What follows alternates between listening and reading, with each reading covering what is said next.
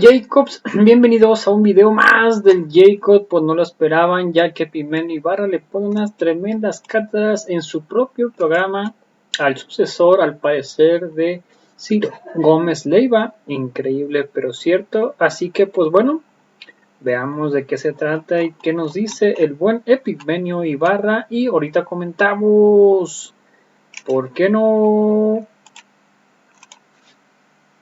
Epigmenio Ibarra, bienvenido, buen día. Buen día, Manuel, ¿cómo estás? Bien, señor, ¿usted? Muy bien, gracias. Pues muy interesado, la verdad, en leer. Leí un par de veces el texto que publica en Milenio los miércoles, Los valientes no asesinan, que es una larga reflexión que le hemos escuchado, que le hemos leído. En la parte final me da la impresión, y le pido si me dice si estoy en lo correcto o no, creo que está la parte central de la explicación. Cuando dice, en fin, más o menos, los valientes no asesinan, ese es el título, y termina precisamente con esta frase de Guillermo Prieto. Dice que impidió que los soldados, con esta frase, alebrestados por la reacción, ejecutaran a Benito Juárez. Los valientes no asesinan, insiste. Deben los jefes y oficiales repetir a soldados y guardias nacionales, ahora que la derecha y el crimen organizado intentan provocar una respuesta armada y devolvernos así de nuevo al infierno. Esa siento que es la parte central de la inquietud o la exposición. Organizo la reflexión en función de lo que considero que es el deber fundamental y lo más heroico que un soldado puede hacer: no disparar. Observar una estricta disciplina de fuego. La cadena de mando y el respeto a sus superiores. Porque lo fácil es disparar. Lo fácil es soltar una ráfaga y matar. Y lo fácil es dejarse llevar por la presión de una multitud que ataca, o en un evento como quema de vehículos, soltar unos balazos. Lo complicado es contenerse. Lo complicado, lo fácil también para un ejército, era antes, es desobedecer al poder civil. Lo que más honra a una institución armada es plegarse a las órdenes del mando civil. Y además, honrar el compromiso de apoyar las tareas de construcción de paz. Y luego analizo qué pasa con la derecha. La derecha conservadora no ha sido ajena históricamente a la violencia. ¿Por qué? Porque tiene la tradición de los conservadores en el siglo XIX, de los cristeros, de los camisas doradas, del muro, del yunque, del Ejército Azul, esa nota que destaca contralínea de una investigación que se ha dado a conocer de un grupo paramilitar del PAN. Una nota de contralínea, yo la verdad no había visto hasta que me la mencionó hace unos minutos, el Ejército Azul, la organización terrorista del PAN, una nota de hace un par de días, largo texto que está basado en algunos documentos navales que efectivamente recupera la actividad de este Ejército Azul, por lo menos hasta el año 96, por lo menos, pero que da esos antecedentes. Por lo menos al 96, y habla de vinculación con el escándalo Irán-Contras. Sí. Y ahí hago otra reflexión. Si la derecha no ha sido ajena a la violencia como método para presionar, porque el anticomunismo febril que la ciega la conduce a eso, tampoco ha sido ajena, por su vinculación histórica con la CIA, a la complicidad con el crimen organizado. Ahí está la raíz de Rápido y Furioso. Para conseguir nuestro fin, si hay que aliarse con el crimen organizado, démosle armas al crimen organizado. Se saltan todas las trancas y entregan 2,000 armas de guerra a un cártel que es que para perseguirlos. Y que mataron a mucha gente. Y matan a mucha gente con esas armas. Entonces yo lo que veo más preocupante, y lo he estado también diciendo, yo advierto nuevas modalidades tácticas del crimen organizado. Advierto 3 modalidades tácticas. Venga. Masacres que aparentemente no tienen sentido y que están diseñadas para tener un alto impacto mediático. Con esas empezamos el sexenio. En Coatzacoalcos, en Guanajuato, en Celaya. Masacres filmadas, ajusticiamientos filmados. y muy bien filmados. Después, el asesinato en cadena y en secuencia de periodistas de medios locales, que se volvió una práctica común y es una modalidad táctica, porque tienes el impacto de un asesinato que es muy rentable y muy sencillo de ejecutar, que llega al Parlamento Europeo. Y ahora recientemente la quema de vehículos. Y la quema de vehículos se produce, por ejemplo, de manera muy sincrónica con la visita de Ken Salazar, del embajador Ken Salazar, a Zacatecas, o la visita del secretario de Estado a la Ciudad de México en Orizaba. Entonces, yo siempre he considerado que existe un cierto nivel de coordinación operativa, al menos, entre grupos del crimen organizado y grupos de la derecha más extrema, de la que no se contenta con el debate legislativo, de la que no está tranquila con las campañas de difamación y de mentiras en los medios, y que quiere hacer algo más. Porque además esto se produce cuando, en términos políticos, la oposición no tiene cartas. Entonces, mi llamado de alerta es a decir, creo que hay una provocación montada y es la hora de que los valientes no asesinen y se contengan. Ahora, yo estoy de acuerdo, evidentemente, en el tema de los militares. Aquí lo hemos platicado por años, no solamente entendiendo muy bien qué les pidieron a los integrantes de las Fuerzas Armadas desde el 2007, ¿no? Porque es el momento en el que el presidente Calderón les pide que salgan pues a salvar, en ese caso el territorio de Michoacán, solicitado por el gobernador Cárdenas. Pero también está, y nos lo han dicho muchas veces, cuando disparan es porque se los han tenido que pedir sus superiores. Sí, ya han disparado algunos otros y están, pues ya han pasado por procesos legales, ¿no? Militares. Pero sí hay órdenes. Sí, correcto. El secretario de Defensa de Calderón declaró que esta guerra duraría 10 años. Y luego añadió, pero con la cooperación de los Estados Unidos de inteligencia y armamento, es probable que se acorte la fecha. La cooperación lo que hizo fue alargar la fecha y profundizar el daño. O sea, la guerra estaba previsto que iba a trascender sexenios y sus efectos iban a ser terribles. Y están siendo, ¿no? Y siguen siendo. Pero Calderón, como Victoriano Huerta, en eso se parecen los usurpadores. Para mantenerse en el poder, pese a que Talleyrand dice que eso es imposible, se sentó sobre las bayonetas y se manchó de sangre inocente las manos. Pero hizo algo peor. Hizo que soldados, oficiales y jefes del ejército mexicano y de la marina se mancharan también de sangre inocente por obedecer sus órdenes. Entonces, desató una espiral de violencia incontenible que llega hasta nuestros días. Y mi reflexión va en el sentido de que esta espiral de violencia puede tener un nuevo rebote, un nuevo repunte, como parte de la incidencia en el debate político.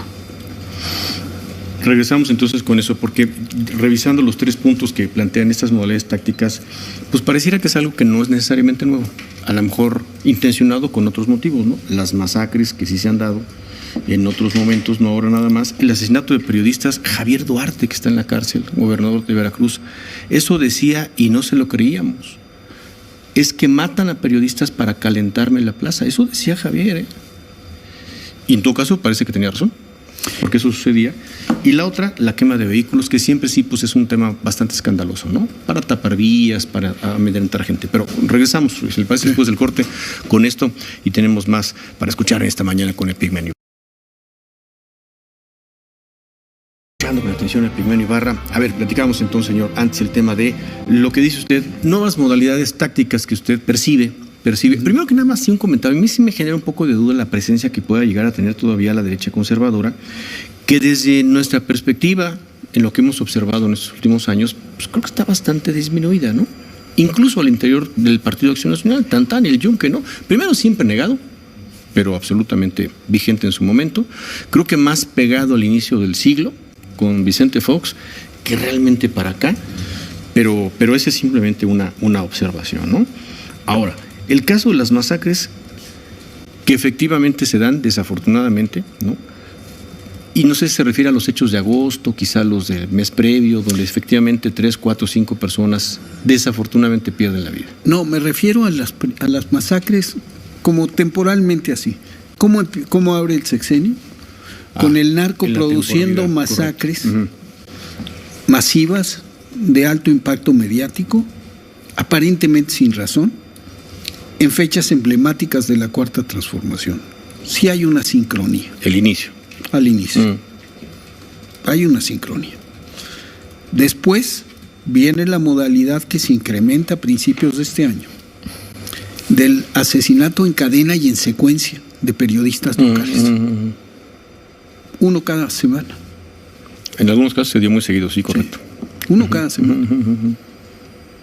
Y después viene 4 incidentes seguiditos de quema de vehículos, cosa que ya habíamos visto con los narcobloqueos, que tenían otro carácter antes.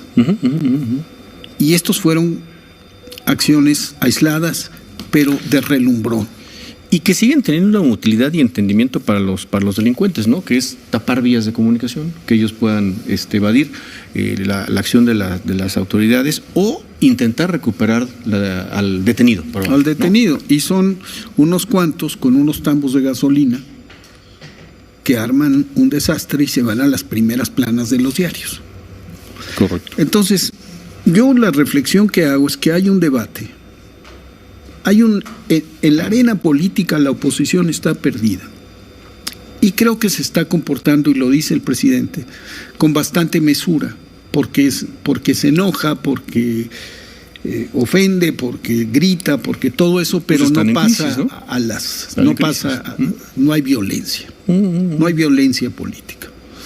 Lo que yo digo es que hay un sector oscuro de los sectores más radicales de la derecha conservadora que han tenido una vinculación cotidiana con la violencia, que han recurrido a la violencia. Y digo además, y la evidencia sobra, de que también ha habido vinculación con el crimen organizado.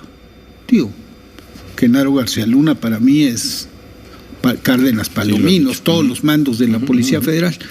Y entonces llamo la atención sobre la rispidez del debate y cómo en el debate político que está en marcha puede incidirse con violencia. Y llamo la atención sobre eso y digo, ojo, no hay que disparar, no hay que comprometerse, buscan una respuesta armada. ¿Por qué? Porque hay que seguir el lineamiento y las órdenes precisas del presidente de la República.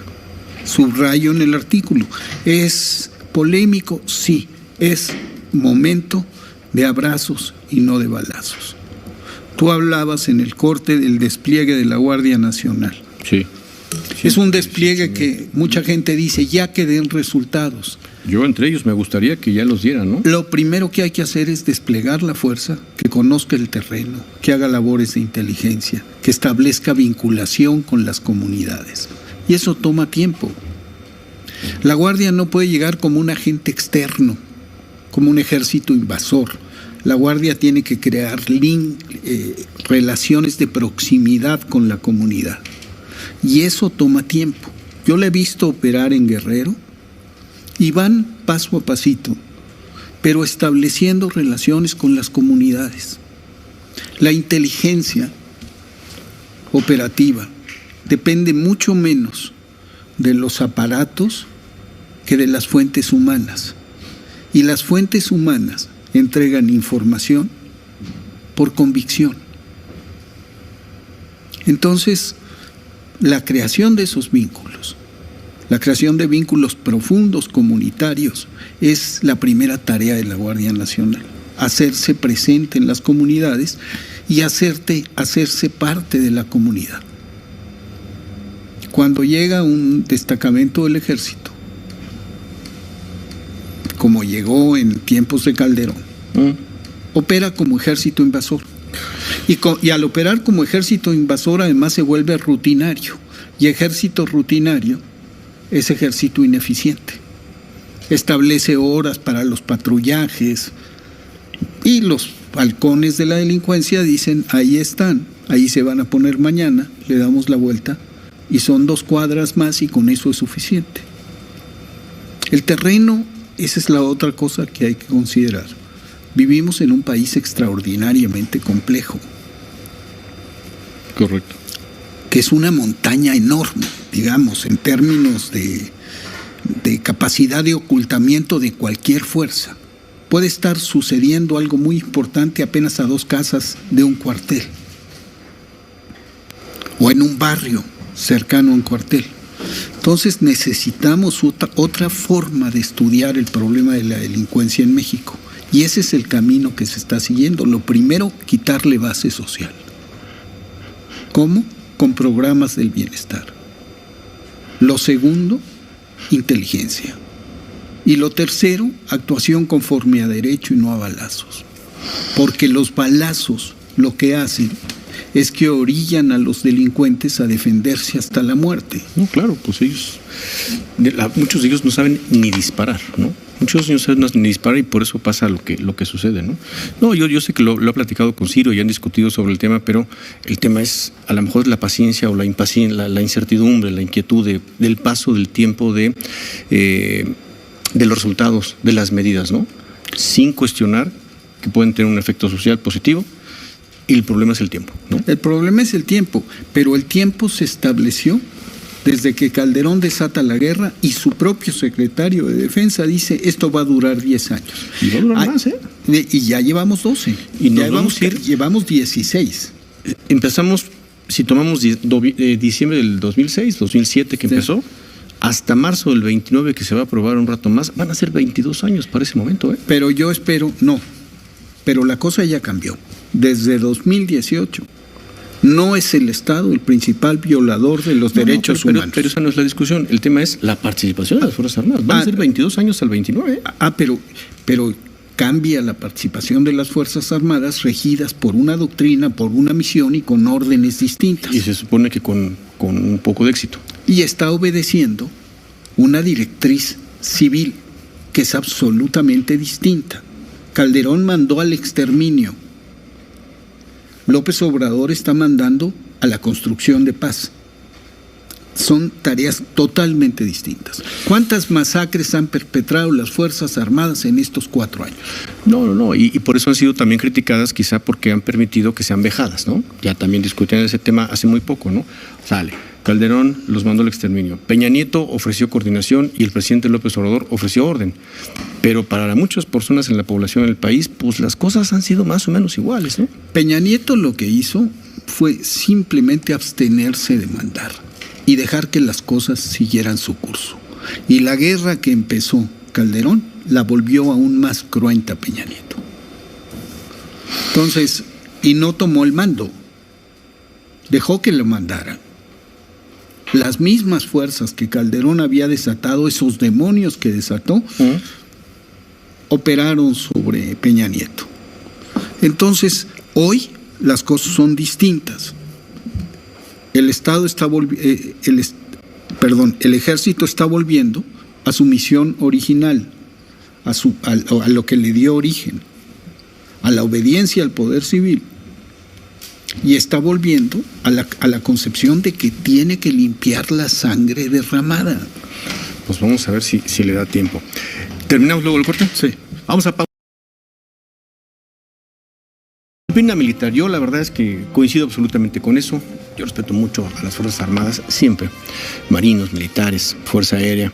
Y reconozco también por los que ha pasado. Sin duda que yo sí entiendo muy bien cuando hablan de la cadena de mando, cuando injustamente muchas veces son acusados por alguna causa por la cadena de mando. Pero para ellos lo es todo. La cadena de mando es todo. Y dice usted, ahí es de valientes no disparar. Pero ¿cómo entendemos, por ejemplo, lo trae el Universal en primera plana, lo trae algún otro periódico, imágenes que presentábamos anoche en la televisión, lo tiene también en una fotografía el periódico Reforma, en la 35 zona militar, allá en Chilpancingo, pues los integrantes de la Normal, Isidro Burgos, los cercanos a ellos, representantes de los padres de los jóvenes muertos en Ayotzinapa, pues van. Pueden decir que a lo mejor iban con la intención de hacerse notar, pero pues ahí van, avientan un camión de la Coca-Cola, abren las puertas, ni un militar, sí se ve, ni un militar, pero otra vez a pegarle a los militares, ¿no? Pues sí, porque hay un agravio real. Pero ya hay una investigación, ya hay un avance, sí. Ya se los explicaron, órdenes de aprehensión. Sí, y es natural que suceda. ¿Esto? ¿Lo de ayer? La verdad es que la verdad que se dio a conocer es terrible. Es terrible. O sea, decía Alejandro Encinas una cuestión que es muy grave. Uh-huh. A él nunca le toca dar buenas noticias. Subsecretario de Derechos Humanos de Gobernación. Sí, es cierto. El informe de la Comisión para el Establecimiento de la Verdad es terrible. ¿Por qué? Porque ese informe establece que el Estado mexicano fue omiso, partícipe, encubridor de un crimen atroz. Eso es lo que establece. Y además establece que el Estado mexicano tiene que actuar contra sí mismo y tiene que dictar órdenes de aprehensión y tenemos que ver en la cárcel a militares que o no cumplieron con su tarea o se vincularon con el crimen. Todavía no los vemos, esas órdenes están pendientes. Y hay una rabia comprensible de los muchachos, de los familiares, y un dolor de los familiares, y una exigencia de justicia. Y hay también, pues, una forma de actuar que es ciertamente peligrosa y provocativa. Es que es el punto. Estamos por la defensa del trabajo de las Fuerzas Armadas, sí o sí. Hasta donde yo entiendo, sí o sí. Y luego los militares tienen que plegarse porque los jóvenes están enojados. Pues tienen que... Primero, no pueden caer en provocaciones. ¿Qué hubiera sido lo más fácil aquí? No, pues no sé qué hubiera sido lo más fácil. Disparar. No creo que sea para impedir, tanto. O sea, bueno. Porque entiendo que los militares, su disciplina es disparas cuando te disparan. Aquí no había armas. Aquí no había armas, avientan el camión. ¿A quién agravian? A nadie. Agravio hubiera sido tener este muchacho. Es un agravio a los militares. No, el agravio hubiera sido profundo. Tener un muchacho tendido en la calle con un balazo. No, de acuerdo. O tener gases lacrimógenos, o tener golpeados.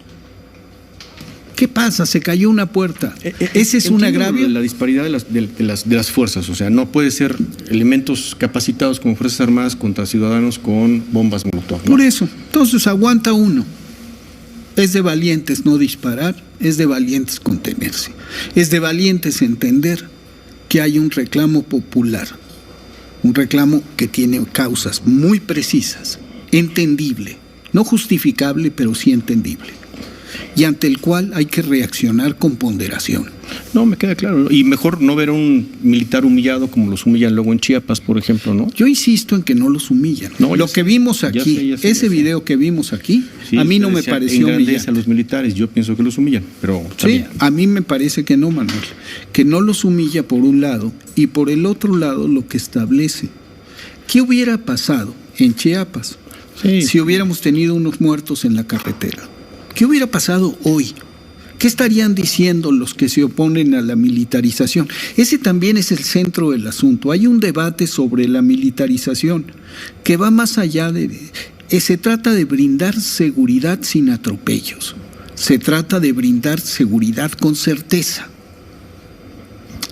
Y se trata de dar el marco para que avance el plan de paz que descansa en los programas del bienestar, en la creación de una atmósfera distinta en el país. Todo eso se pone en cuestión si fracasa la estrategia de darle marco constitucional a la actuación de las fuerzas civiles, de las Fuerzas Armadas. Estamos ante una disyuntiva muy grave. Los legisladores tienen una tarea fundamental. O le dan la espalda al pueblo o son fieles al mandato que les dieron los ciudadanos y las ciudadanas en las urnas, que les dijeron, entre otras cosas, dame seguridad, dame paz. No, sí, no. Y la verdad es que en muchos estados del país lo seguimos esperando. Creo que es más importante lo de la semana pasada, independientemente de que se vaya a controvertir en la Corte, que realmente lo que se va a discutir hoy. No me parece tan importante en función de que tiene un buen colchón para el 24, ¿no? Puede haber una discusión. En fin. Yo creo que es importante porque el salto da certeza incluso al movimiento da un colchón más amplio. Da un colchón más amplio, da más seguridad y da certeza a las Fuerzas Armadas. Nosotros tenemos que estar conscientes absolutamente, y lo digo yo que me opuse a la actuación del ejército en la guerra de Felipe Calderón, que este ejército tiene raíces distintas, que este ejército no ha protagonizado una sola asonada después del infortunio de Huerta. No, de acuerdo. Pues y que hay mucha gente que se le ha acercado, ¿no? Y que le han dicho, y con toda la incomodidad que puede representar para muchos sectores el cambio de régimen, el ejército ha actuado con honor y con apego a las leyes. No, me queda muy claro. Y con apego a la ley, hoy obedece órdenes distintas y cambió el mando, todos estos elementos de los que hemos hablado. Entonces, ante la situación del país, desesperada, porque es desesperada, porque las policías se hicieron pedazos. Las hizo pedazos el narco y las hizo pedazos la corrupción. Ante eso es preciso darle a la Guardia Nacional un andamiaje legal y la fortaleza de las Fuerzas Armadas para que pueda operar y para que tengamos paz.